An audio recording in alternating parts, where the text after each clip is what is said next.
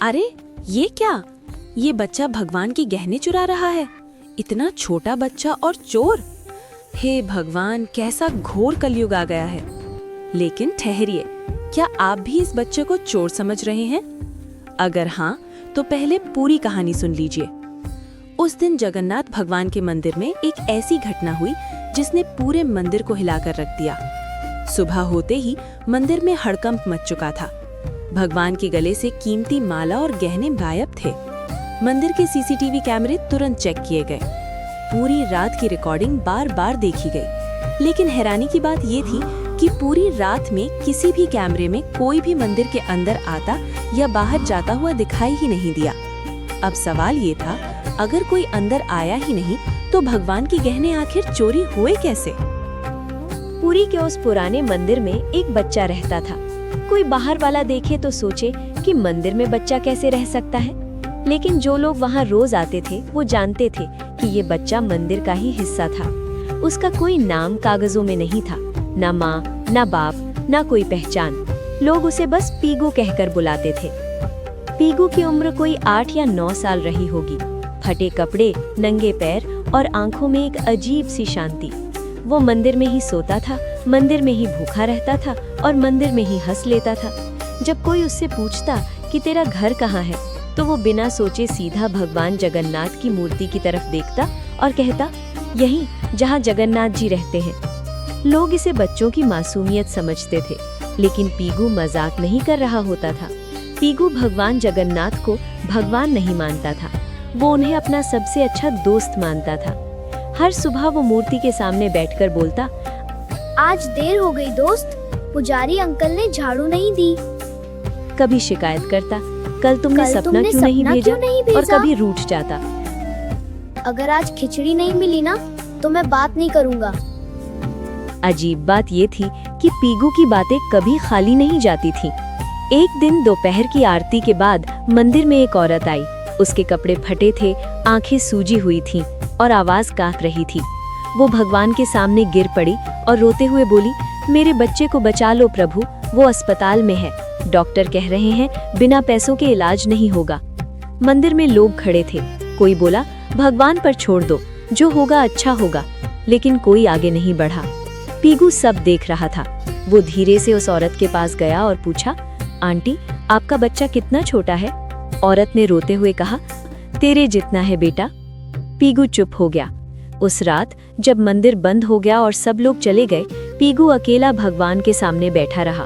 बहुत देर तक वो कुछ नहीं बोला। फिर धीरे से पूछा, प्रभु, वो बच्चा मर जाएगा क्या? मूर्ति चुप थी। पीगू की आंखें भर आईं। उसने कहा, अगर उसके पास माँ है तो उसे क्यों ले जाओगे?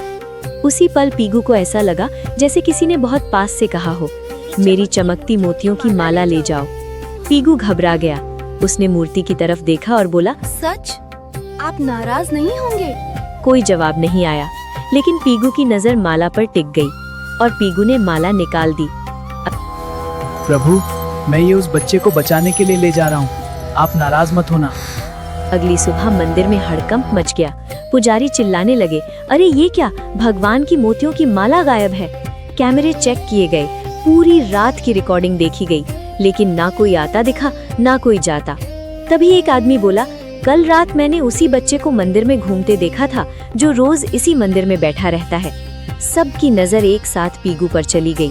पीगू कुछ नहीं बोला, उसकी मुट्ठी कांप रही थी।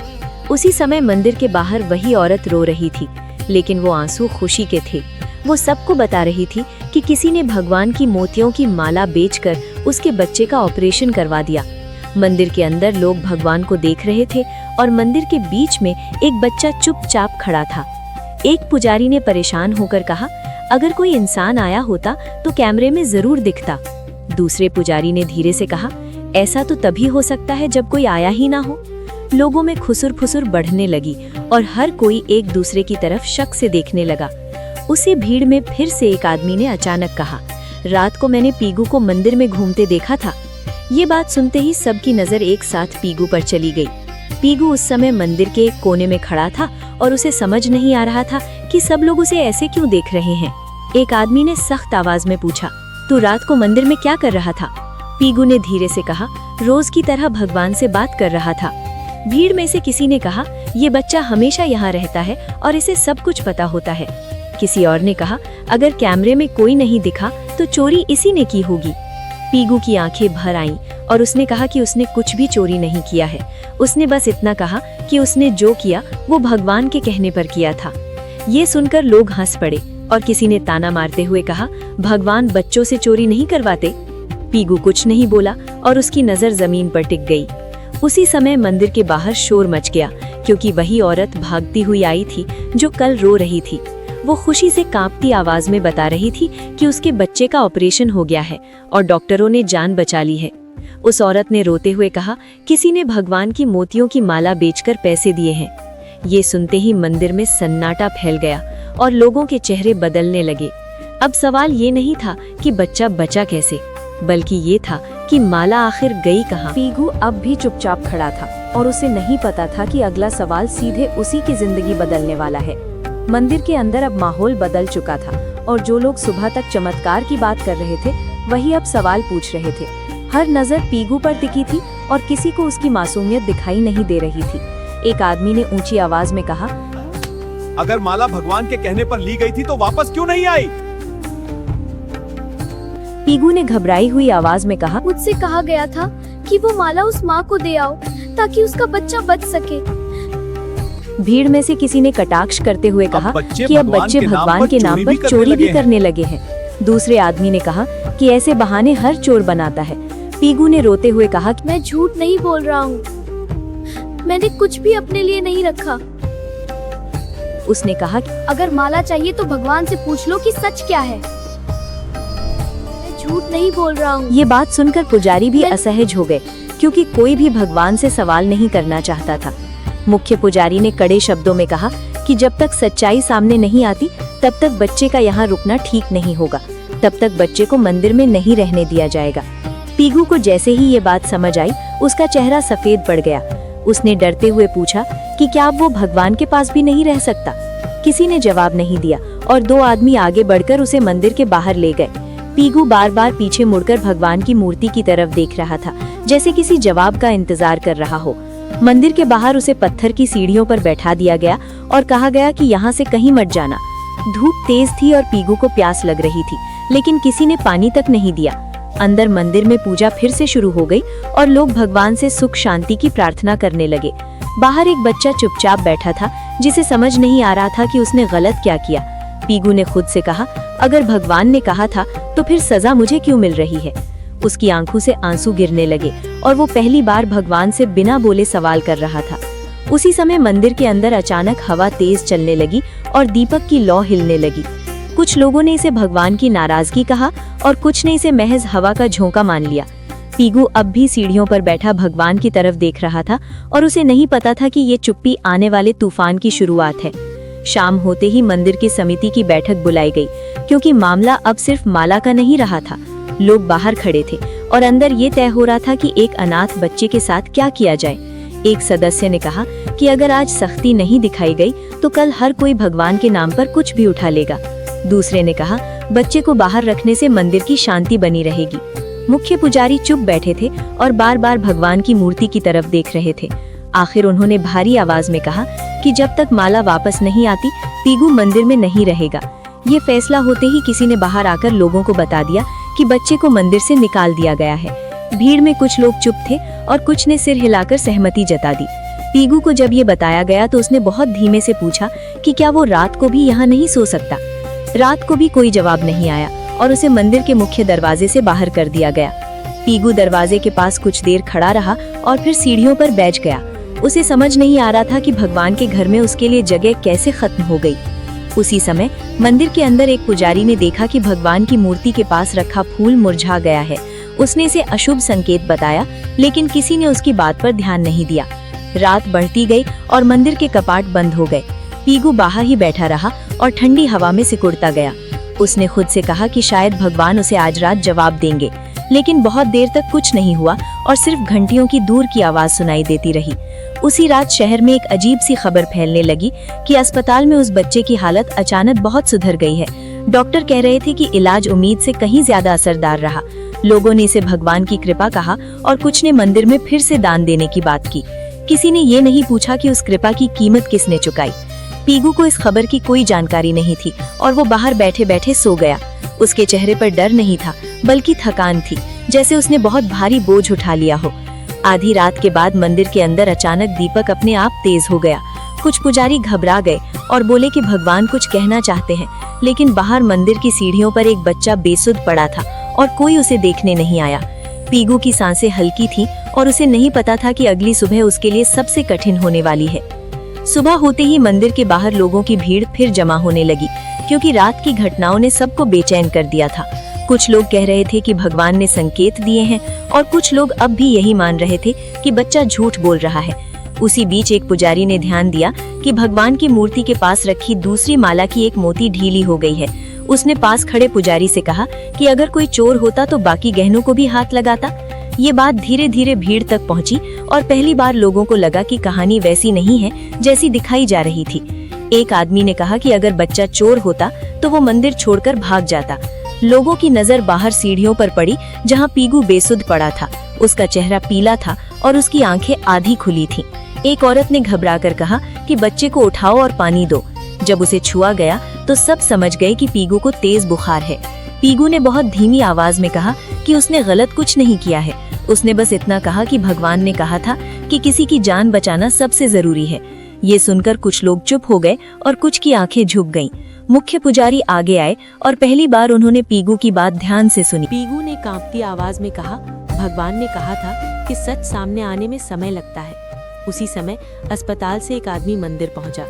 उसने बताया कि जिस हालत में ऑपरेशन हुआ था उसकी हालत अब पूरी तरह ठीक है। उसने ये भी कहा कि ऑपरेशन के पैसे अचानक मिल गए थे और डॉक्टरों ने तुरंत इलाज शुरू कर दिया था। अब मंदिर में सन्नाटा था और लोग एक दूसरे को देखने लगे। सबको समझ आ रहा था कि अगर माला ना गई होती तो शायद वो बच्चा आज जिंदा ना होता। लेकिन सवाल अब भी वही था कि माला मंदिर से बाहर कैसे गई। किसी ने फिर से कैमरे देखने की बात कही। जब कैमरे दोबारा चेक किए गए तो एक अजीब बात सामने आई। रात के ठीक उसी समय जब माला गायब हुई थी, सभी कैमरे कुछ सेकंड के लिए अपने आप बंद हो गए थे। टेक्नीशियन ने कहा कि ये आम बात नहीं है और बिजली में कोई दिक्कत भी नहीं हुई थी। लोगों के चेहरे पर डर साफ दिखाई देने लगा। मुख्य पुजारी ने भारी आवाज में कहा कि अगर ये सब सच है तो ये चोरी नहीं। उन्होंने कहा कि ये किसी की परीक्षा हो सकती है।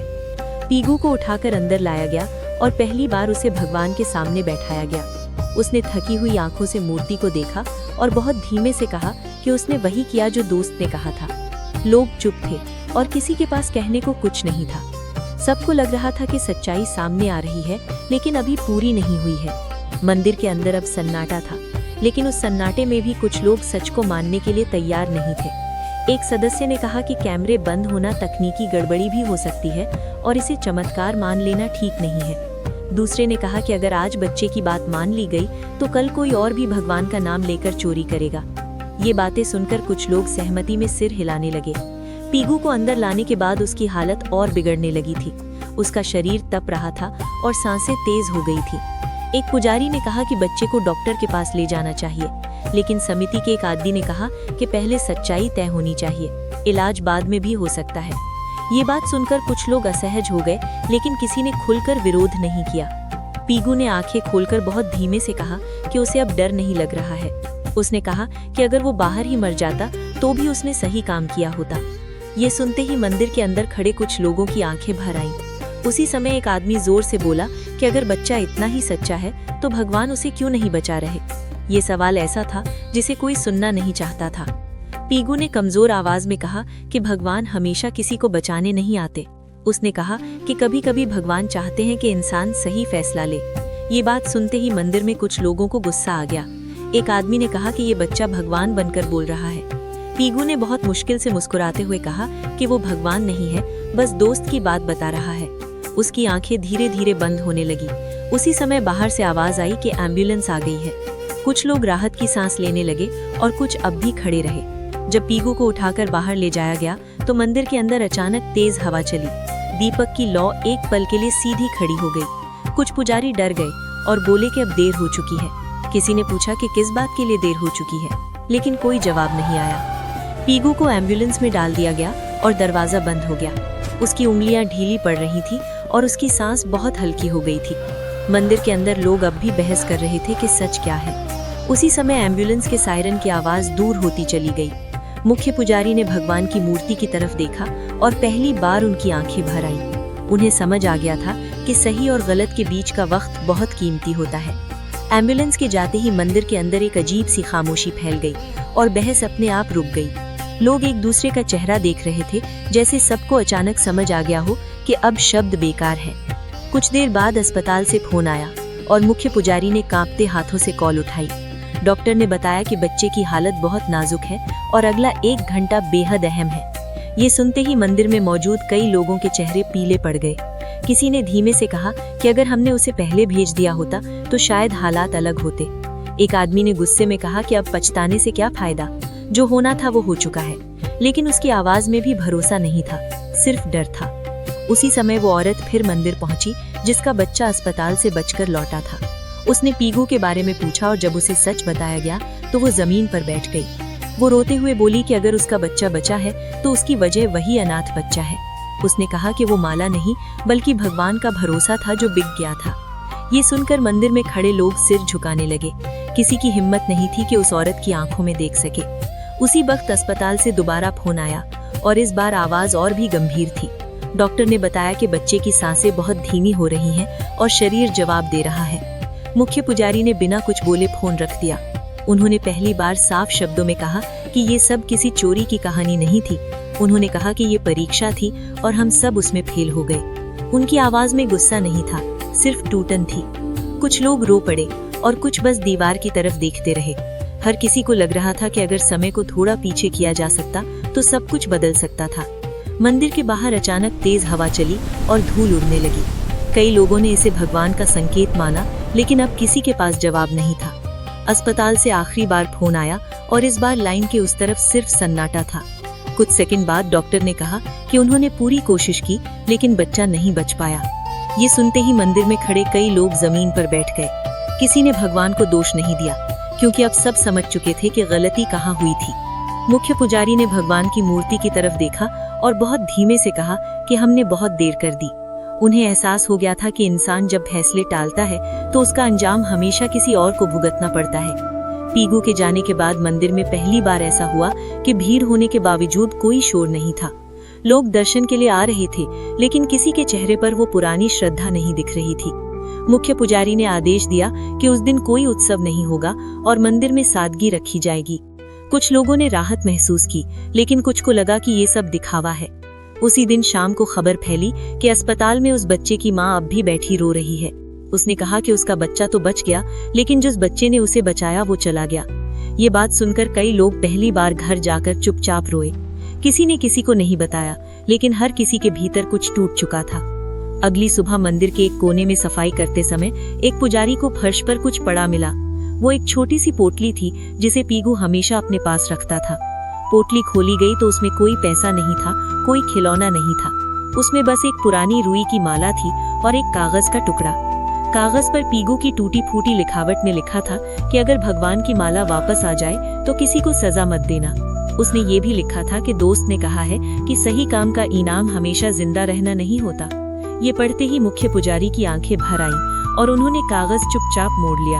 उन्होंने किसी को वो पंक्तियां जोर से पढ़कर नहीं सुनाई। उसी समय एक और अजीब बात हुई जिसे सबने महसूस किया, लेकिन कोई बोल नहीं पाया। भगवान की मूर्ति के गले में अगली सुबह मोतियों की वही माला वापस दिखने लगी। कैमरे फिर चेक किए गए, लेकिन इस बार भी कुछ नहीं दिखा। ना कोई आता दिखा, ना कोई जाता, बस माला अपनी जगह पर थी। कुछ लोगों ने इसे भगवान का संकेत माना और कुछ ने अपनी गलती मान ली, लेकिन इस बार किसी ने ताली नहीं बजाई और किसी ने जयकारा नहीं लगाया।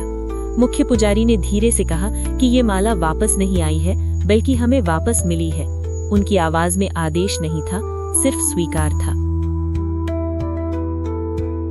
उसी दिन मंदिर के बाहर एक छोटा सा दिया जलाया गया, बिना किसी घोषणा के। लोग आते गए और चुपचाप दिए के सामने सिर झुकाते गए। कोई नहीं जानता था कि ये दिया किसके लिए है, लेकिन सब समझ रहे थे। पीगू का नाम किसी ने नहीं लिया, लेकिन उसकी कमी हर किसी को महसूस हो रही थी। शाम ढलते ही मंदिर के बाहर एक बच्चा आकर सीढ़ियों पर बैठ गया। वो पीगू जैसा नहीं दिखता था, लेकिन उसकी आंखों में वही इंतजार था। एक आदमी ने उसे देखा और कुछ देर तक खड़ा रहा। उसके मन में पहली बार ये सवाल उठा कि क्या वो आगे बढ़ेगा या फिर देर कर देगा। अगली सुबह मंदिर हमेशा की तरह खुला, लेकिन माहौल पहले जैसा नहीं था। लोग दर्शन के लिए आए, सिर झुकाया और बिना ज्यादा रुके बाहर निकल गए। पीगू की बात अब कोई जोर से नहीं करता था, लेकिन हर कोई उसके बारे में सोच रहा था। मुख्य पुजारी ने उस दिन बहुत कम शब्दों में पूजा करवाई। उन्होंने भगवान से कुछ मांगा नहीं, बस चुपचाप हाथ जोड़कर खड़े रहे। मंदिर के बाहर वही आदमी उस बच्चे को लेकर फिर आया। इस बार बच्चे ने डर के बिना सीढ़ियों पर कदम रखा। किसी ने टोका नहीं, किसी ने सवाल नहीं किया, जैसे सब समझ गए हों कि कुछ सवालों का जवाब नियम नहीं होते। उस बच्चे को खाना दिया गया, पानी दिया गया और एक कोने में बैठा दिया गया। वो बार बार भगवान की मूर्ति की तरफ देख रहा था। उसने आदमी से पूछा कि क्या भगवान उससे नाराज होंगे।